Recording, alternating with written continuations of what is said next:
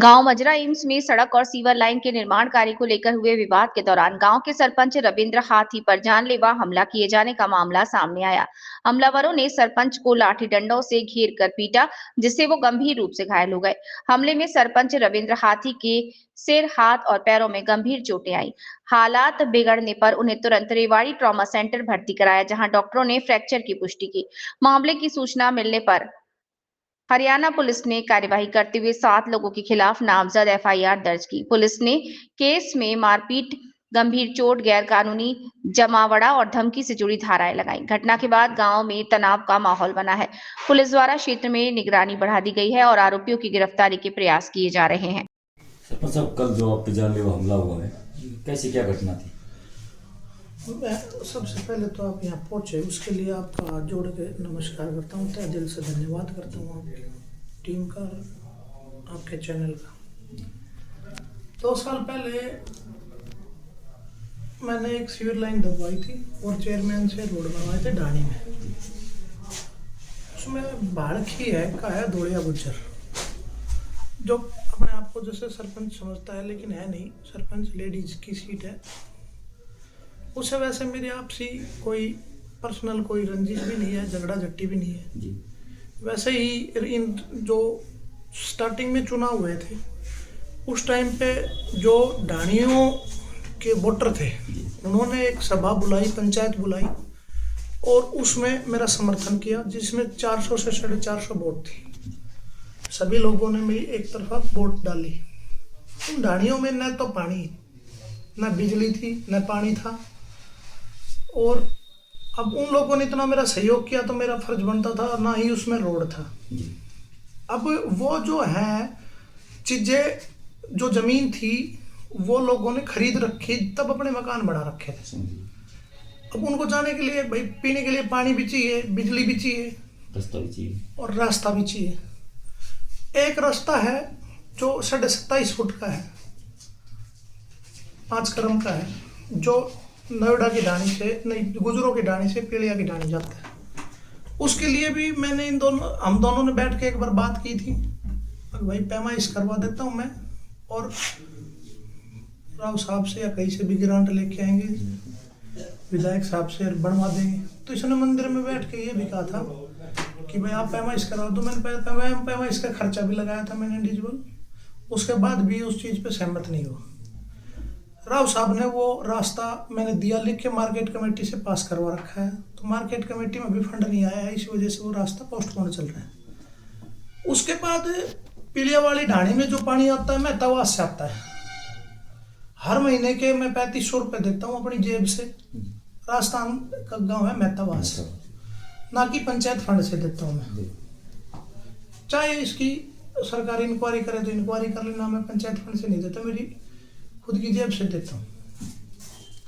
उसके बाद भी उस चीज़ पे ये सहमत नहीं हुआ। मैंने इससे भाई ठीक है, आप भाड़खी के सरपंच प्रतिनिधि हो, भाई ठीक है, ये बना तो गांव ने बनाया, तो मैंने काफ़ी बार इससे बातचीत भी की। उसके बाद ये नहीं माना, तो वो रास्ता मैंने राव साहब को मार्केट कमेटी से पास करवाने के लिए राव साहब रविंद्रजीत सिंह जी पास करवा दिया। उसके बावजूद ढाणी आती है नोएडा की ढाणी आती है, तो उसमें मैंने पब्लिक हेल्थ से, राव साहब के सहयोग से, विधायक साहब के सहयोग से मीठे पानी की पाइप दबवाई और बिजली, जो होम लाइट होती है बिजली, वो लगवाई। उसके बावजूद चेयरमैन से उसे क्या पास करवा के लेके आया पैसे, रोड बनवाया, सीवर लाइन दबाई।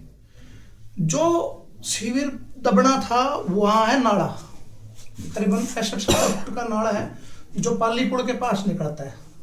हाल ही में जो हमारा भी जो खेतों के बीच से नाला है 65-70 फुट का, उसकी भी पैमाइश हुई थी।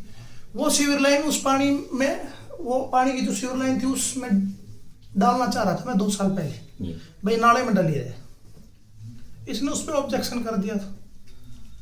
उसके बाद मैंने ठीक है वो वहीं बंद करवा दी। उसके बाद बंद हुई तो बारिश आई, वो उसके पाइप थे वो चौक हो गए थे, जैसे बारिश के कारण, तो उसके जो चैम्बर थे वो बैठने लग गए, रुक गए। अब बैठने लग गए थे, मतलब धरती धिसने लग गई थी पानी की वजह से। तो लोग बागों ने कहा बेटा इस पानी को निकाल दे। मैंने वो पानी के लिए 10 दिन पहले गड्ढा करवा दिया। तो गड्ढे में एक दिन एक व्यक्ति का भी थोड़ा गिर गया, तो उससे भी मैंने बोल दिया अंकल ये मैंने करवाया था पानी निकालने के लिए। अब ठीक है, अब ढाणी के लोगों के फोन आने लग गए मेरे पास। अब भाई बेटा इसको तू अटवा दे या 2 पाइप और लगेंगे इनको लगवा दे। ठीक है, मैं बोला ठीक है जी मैं जेसीबी भेज देता हूँ। मैंने मशीन भेज दी। रात को फ्री हुई थी जेसीबी मशीन मेरी, मैंने भेज दी। ढाणी से राजेंद्र का फोन आया था, और भी काफ़ी लोगों के आए थे, शादी वादी भी है उनके भी आए थे। तो मैंने कहा भाई जेसीबी वाले से एक वो जो पाइपलाइन दबाता तो भाई उसको ठीक करिए और ऐसा करिए जो पानी निकल जाएगा। अब उसके बावजूद वहाँ मशीन गई तो ये वहाँ आ गया। तो राजेंद्र का मेरे पास फोन आया कि भाई ना तो ये गड्ढा बंद करने दे रहा ना खोदने दे रहा है। तो उनका क्या है कि आपसी जमीन का विवाद चल रहा है।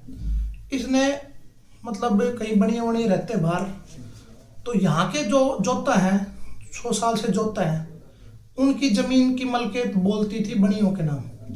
ये कहीं 5-7-10 लाख रुपए में ले आया और उनके साथ दादागिरी करता रहता है 24 घंटे, उनको दबाने की कोशिश करता है। तो उनकी भी कोई 4 किले थे, उनकी भी ये मलकियत ले आया जमीन की।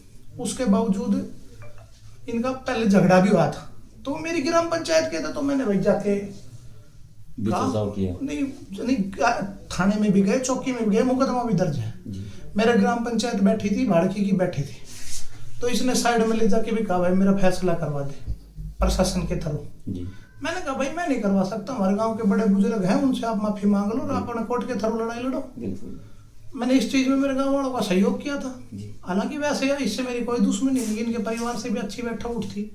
इससे मेरी 15 दिन पहले मानने भी बात हुई थी किसी जमीन के सिलसिले में। उस टाइम पे भी अच्छी बात हुई थी मेरी इससे, ये नहीं कि भाई झगड़े वाली कोई बात हुई थी।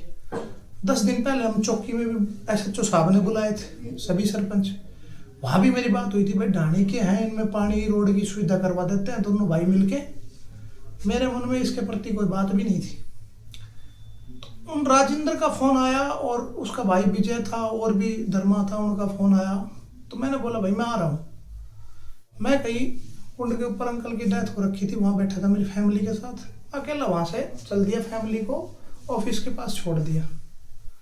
उसके बावजूद मैं वहाँ पहुँचा, जहाँ रास्ता ब्लॉक था मैं उस साइड से पहुँचा। वो ढाणी वाले थे, वो मेरा परली साइड से वेट कर रहे थे। मैं जैसे ही वहाँ पहुँचा मैंने गाड़ी खड़ी करी, मैं अकेला था। इसने क्या किया, दौड़िया और सुरेंद्र, जिसने सीधी मेरे सर में राड़ मारी, बोलने भी नहीं दिया। और भी लोग थे, आप उनसे भी पूछ लेना, जो दाएं बाएं थे बेचारे बुढ़े बुढ़ी थे, आए नहीं साइड से। ऑपरेटर भी था JCB का, वो मशीन में बैठा था। इसके दोनों लड़के भी थे, इसका भाई था, एक प्रकाश नाम का भी था, और इसके एक रिलेटिव रिश्तेदार भी था। इसने चोट मारी। मैंने बोला भाई मैं झगड़ा करने थोड़ी आया हूँ, मैं तो बात करने आया था।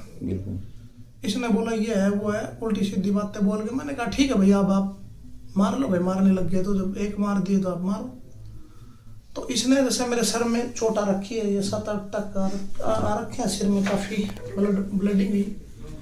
फिर उसके बाद इसने मेरा जैसे हाथों पे चोट मारी, पैरों पे चोट मारी, पैरों पे चोट लगी हुई है, दोनों पैरों पे लगी हुई है चोट।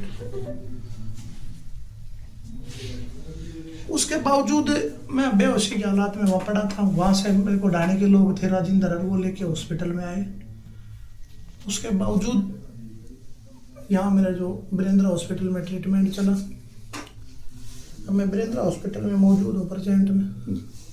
भाई मेरे को ये है कि आप लोग यहाँ आए हो, गांव में भी जाके पूछो और सभी जगह जाके पूछो भाई मेरा काम कैसा है। मैं तो लोगों की सेवा कर रहा था, उसके बदले में ये जैसे तोहफा ही मिला एक प्रकार से। और इन लोगों ने जो धोखे से लड़ाई लड़ी है, की है मेरे साथ, उसके बावजूद प्रशासन वाले आते हैं रात को 1 बजे, बोले वहाँ गाड़ी भेज दी। मैं तो बेहोशी के हालात में था। इसके घर कोई गाड़ी वाड़ी फोड़ने चला गया होगा, कैंपर चली गई होगी। तो ठीक है, अब गाड़ियां फोड़ दी होंगी, इनकी गाड़ियां किसने फोड़ी मेरे को तो पता नहीं था। प्रशासन वाले आते हैं कि भाई तूने भेज दी, मैं तो बेहोश था, कहाँ भेज दी। बिल्कुल। अगर मैं लड़ाई के मूड से गया था तो फाइल पहले ही चला जाता। अगर मेरी इससे वैसे कोई आज तक रंजिश नहीं, कोई मुकदमाबाजी नहीं।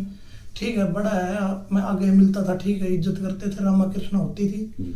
पर ये छोटे छोटे जैसे भाई ढाणियों के विकास के लिए इसका यही मामला चल रहा था कि भाई इन लोगों की गिरदावरी खरीद ली तो इन लोगों को मैं काम ना करूं, करने दूं, और ना मैं करूं ना मैं करने दूं। मैंने 2-4 बार गांव के लोग भी बैठा के कि 1-2 बार इनके घर भी गया, भाई का रिक्वेस्ट किया, हाथ जोड़ के भाई कर लेने दे। तो इसने भाई धोखे की लड़ाई से मेरे पर अटैक कर दिया। तो कोई बात नहीं, समय समय की बात है, कोई बात नहीं, जो इसने किया ठीक ही किया होगा सोच समझ के। अभी प्रशासन से कोई बात हुई? प्रशासन से यही अपील करता हूँ जी, मैं बिल्कुल इस चीज़ में मेरा किसी प्रकार का कोई दोष नहीं है, मैं तो हाथ जोड़ के यही अपील करता हूँ। बाकी प्रशासन तो सब लोगों को पता है कैसे क्या हैंडल करेगा। तो मैं तो यही अपील करूंगा, जो न्याय मिले वो न्याय दे। हमलावर कौन कौन थे सरपंच साहब? सुरेंद्र उर्फ दौड़िया था जी, उसका भाई था, लाला बोलते हैं जिसको, ठीक है। उसके बाद उसके दोनों लड़के थे, लाला के दौड़िया का, एक प्रकाश नाम का था जो हाल ही में सरपंच का, जो सरपंच है लेडीज उसका पति है जी। एक लड़का और था। तो करीब कितने लोग थे टोटल? 7-8 लोग थे, मैं अकेला था।